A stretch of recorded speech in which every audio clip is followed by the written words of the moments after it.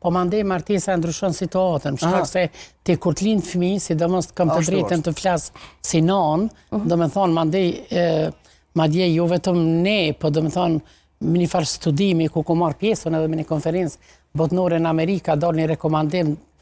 me çato që i kanë bëu ato hulumtimet e tyre, se 70% në botë i mojnë martesat fëmijët, e sidomos në Kosovë që për fatin e mirë, është edhe ajo mendësia, domethënë që je martu që aty do të me përfundu deri në fund. Për fatin e mirë, pse kohëve të fundit kjo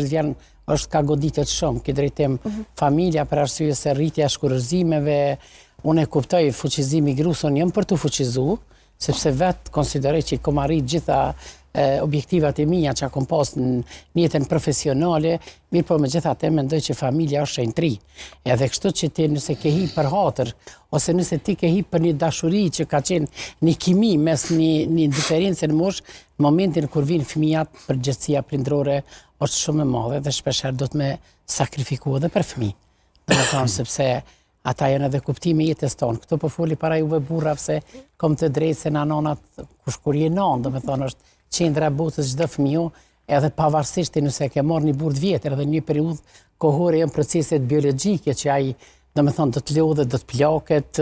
nuk do të plotësoj nevojat ndoshta të gruas sa duhet, megjithatë duhet sakrifikohet për çat familje që ndërtu fillim mirë deri në fund. Po mendimi është pak e pa drejtë që në